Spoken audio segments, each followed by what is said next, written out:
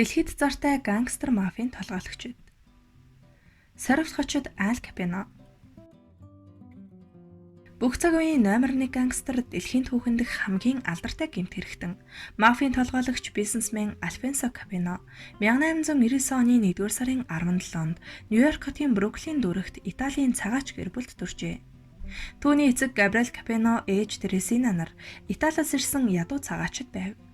Эцэг Габриэл Капоне өсчний жижиг газар ажиллаулдаг. Харин ээж нь болох үзэгсэлэнт Терезина Английн нутгийн нэр хүндтэй ойдолчны охин байв. Аль Капоне эхээс ёсүүлээ бөгөөд өнөр өтгөн энэ гэр бүлд католик шашны хатуу дэг жаяг байсан ч тэр эцсийн эцэс загалмайлсан эцэг болж чадсан юм.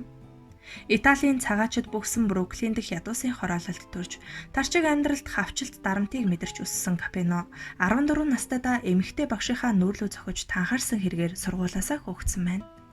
Багийн лалваад баригдахгүй хатуу ширүүн гудамжны амьдралд чанга гаруйтай үзэлцэж өссөн түүнд сургуульд сурч цаг алдах сонирхол угаасаа байгаагүй гэдэг.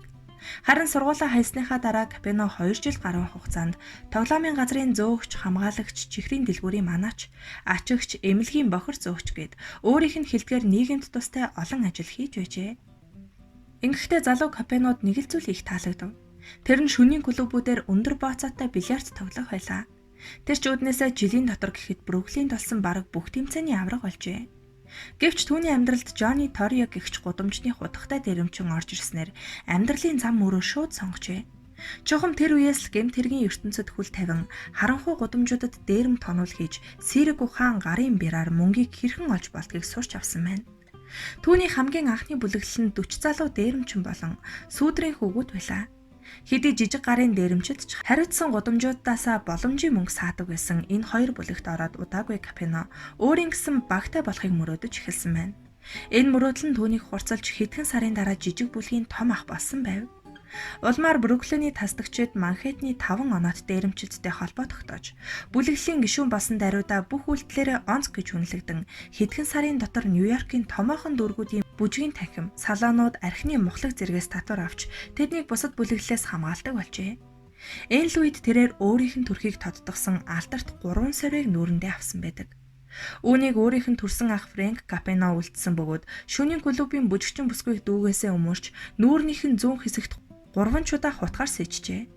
Зарим их сурвалжид Капоне өөрийн босс болох Йелийн бааранд ажиллаж байх үедээ ширүүн зодооны улмаас нүүрэндээ гүн саривтай болсон.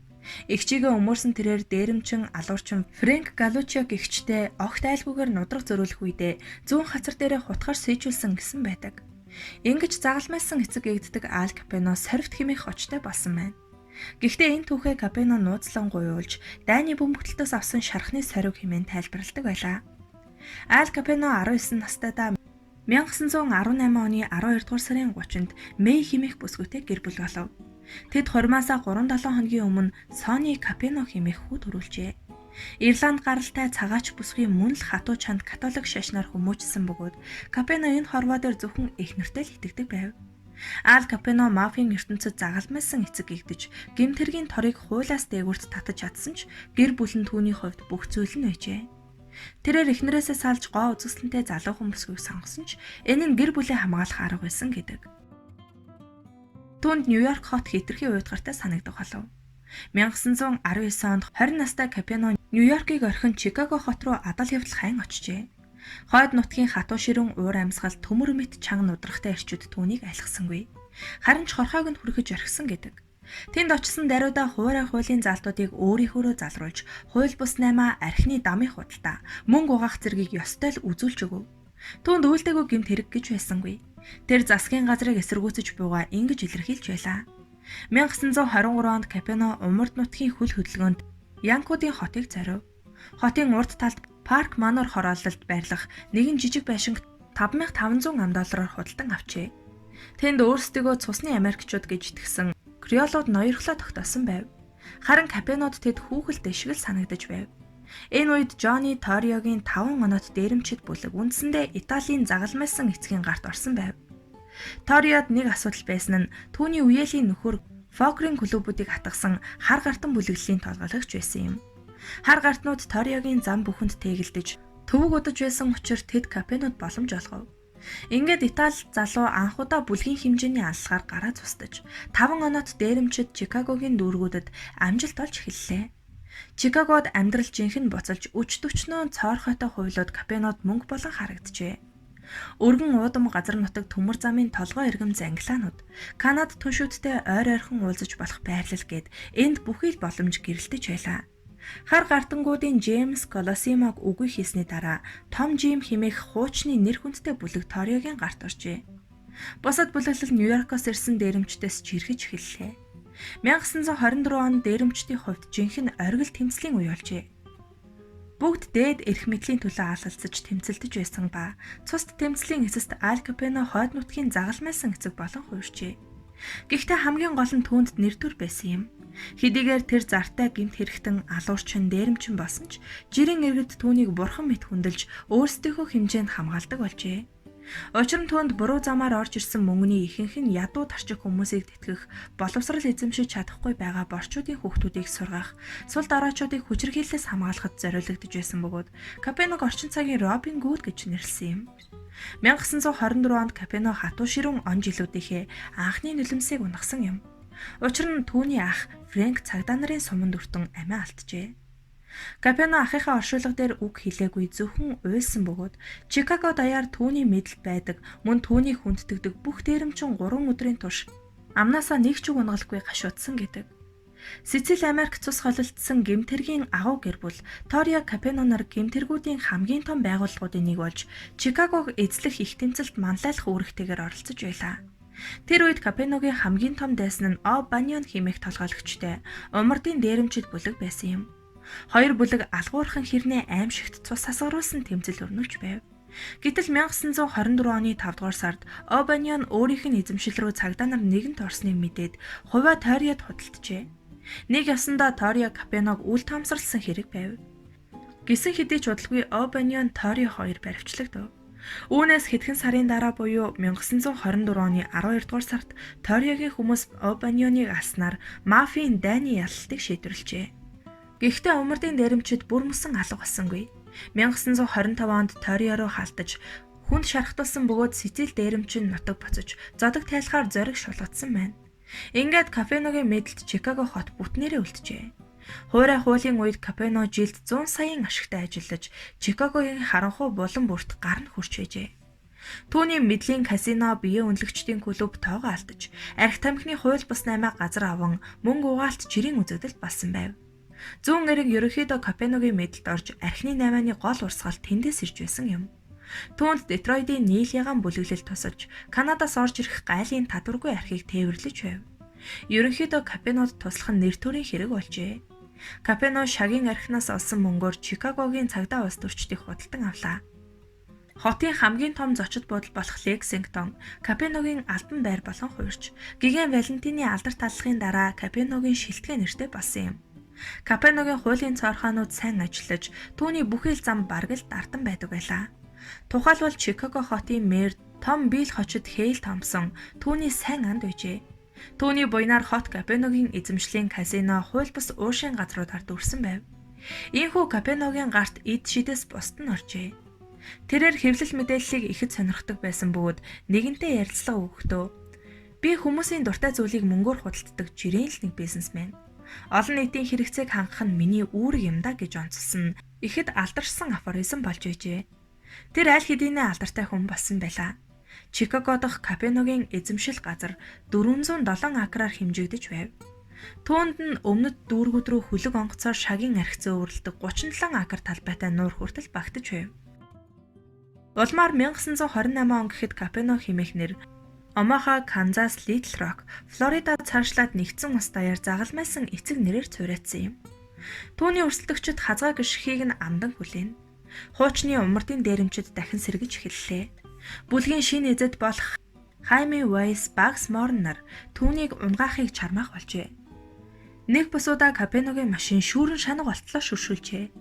1926 оны 9 дугаар сарын 20-нд Капено Хауторн зочид буудлын ресторанд өдийн хоол идэж байхад нь умардын дээрэмчид гал нээжээ. 10 гаруй машин хөлгөлсөн дээрэмчид Томпсон маркийн автоматар зэвсгэлсэн байсан бөгөөд зүгээр л шүршиж орхисон гэдэг. Ресторан зочид буудлын 1-р давхарт байрладаг байв. Дээрэмчид анхны сумаа илгээхэд л Капеногийн бие хамгаалагч Фрэнки Рио түүнийг цонх хаглан гадагш гаргаж амжжээ. Тэр үед Тенсэн суманд өртсөн жирийн иргэдэд Капено тусламж үзүүлж хэдэн үеэрээ хэрэглэх мөнгө өгсөн гэдэг. Ингээд арай хийж намдаад байсан мафийн дайн дахин ихссэн юм. Үүнээс хойш Лексингтон зочид буудал 22 дугаар гудамж Мичиганы өргөн чөлөөнд Капеногийн зэвсэгтэй бие хамгаалагч нар 24 цагаар ажиллах болжээ. 1929 оны 2 дугаар сарын 14 буюу Гигэн Валентины өдрөөр Чикаго хотын хойд дүүрэгдэх Линкольны цэцэрлэгт хүрээлэнд болсон аллагыг Капено захиалсан хэмээн ам дамжин шуугиж эхлэв. Аллагын хохирогч болох 7 хүн эхнээсээ Капеногийн эсрэг ажилтдаг байсан бөгөөд эмгэнэлтэйгээр хорвоог орхижээ. Гэвч энэ хэрэгт буруутгах нэгнийг олоогүй. Шүүх хуралж болсонгүй. Хэрэг хаагджээ. Үүнийг бүгд Бакс Мороны буудалцааны эсрэг арга хэмжээ гэдэгт итгэж байсан юм. Хачирхалтай нь байнга л энд тэнд эргэлдэж байдаг цагдаа нар тэр өдөр хаанч харагдаагүй гэдэг. Хохирогчдыг бүгдийг нь нэг сумаар л цааш нь харуулсан байсан нь үүнийг мэрэгжлийн хүн хийснийг гэрчлэнэ. Аллагын гэрэл зургийг олон нийтэд дэлгэн харуулснаар Капено загалмайсан эцэг биш алуурчин гэж нэрлэгдэх болов. Ийхүү түүний нэр төр цэвтэж Робин Гуудын төрх нь олонний нүдэнд алуурчин болж харагдах болсон байна. 1929 он Капеногийн хувьд хэцүү бэрхжил боллоо. Түүнийг амьд домог гэдэг Элиот Нээс тандаж эхэлсэн ба тун удалгүй Капеногийн гих хэргийг мөрдөж эхэлсэн юм. Мөн тэр үеийн мөрдөгчд дундаас дүрээ киноны гол дүр болгосон аимшигт цагдаа Фрэнк Уилсон Капеног хаа явсан газар нь дагаж татвартай холбоотой асуудлуудыг нь уйггүй судлах болсон байна. Ингээд 1931 онд түүнийг татвараас зайлсхийсэн айлган сүрдүүлж дарамтлсан хэрэгээр яллаж Чикагогийн холбооны байранд Капеногийн шүүх хурал болов. Капеногийн хүмүүс тангарахны шүүх яллагчийг айлган сүрдүүлж худалдан авахыг оролдож байсан юм. Тэр өөрийгөө хамгаалах арга хэмжээг авч чадсан гэж бодож байсан ч байдлыг үүдэж эхлэв. Хэдийгээр Капено хязгааргүй эрэхт эзэн мэт байсан ч хуулийн өмнө хүчин мөхсдөж байлаа. Удаан үргэлжилсэн шүүх хурал 10 дугаар сарын 17-нд дуусч түүний гин буруутайг нотолжээ. Шүүх хурлын сунжирсан саруудад маш олон хүнээс гомдол ирж хижээ. Түүнд давж заалдах эрх өгсөнгүй. Шүүх хурлын дунд Аль Капеног 1925-аас 1929 онуудад татвар төлөх ёстой их хэмжээний орлогыг нуунд дарагдуулсан гэж үзээд 11 жилийн хорхиол хонов. Сонирхуулахад Аль Капеног шүүхийн танхимд авчирдаг байсан хуйгт лимузин холбооны засгийн газар хураасан бөгөөд хожим сувдан эргийг Япончууд бөмбөгдсөний дараа ерөнхийлөгч Фрэнклин Рузвельт хүлгэлдэг байжээ. Шоронд хоригдож байх үедээ түүний бие муудсан учраас 1939 онд Батлан даалтанд гарч Тэмбүү өвчнөс үүдэлтэй сэтгцэн эмгэгээ эмчлүүлэхээр эмнэлэг твтжээ. 1942 онд пенсилинийг эмчилгээний зориулалтаар үйлдвэрлэж эхэлсний дараа Капено шинэ эмийг хэрэглэн Америкийн анхны өвчтнүүдийн нэг болжээ. Гэхдээ түүний тархинд гарсан гэмтлийг нөхөхөд хэтэрхий оройтсон байсан ч өвчний явцыг удаашруулжээ. 1946 онд Капеног түүний эмч 12 настай хүүхдийн сэтгэхүйтэй гэж дүгнсэн байна. Капено амьдралынхаа сүүлийн жилүүдийг Флорида мужийн Фалм Айленд дахь хашта эхнэр ач зай нартайгаа өнгөрөөжээ. Нэгдсэн улс төдийгүй Итали, Латин Америк, Канадад ноёрхлоо тогтоож байсан Аль Капено хэдий домог мэд алдартай нэгэн байсан ч насны эцэст өвчин завиар аз жаргалгүй хувийн амьдрал зэрэгээсээ болж шаналсаар хорвоог орхижээ. 1947 оны 1-р сарын 25-нд алдарт заалтмайлсан эцэг Альфонсо Капено тархины цус харвалтын дараах зүрхний шигдээсээр таалал төгсжээ. Итали гаралтай алдарт Аль Капено орчин үеийн Америкийн дээрэмчдийн бүлэглэл, мафийн ахын дүүсийн холбоог үндэслэж, хууль бус нийгмийн синдикатын суурийг тавьсан юм. Хожим алдарт зохиолч Марио Пьюзо түүний амьдралаар домогт загалмайлсан эцэг хэмээх зохиолоо бичсэн байдаг.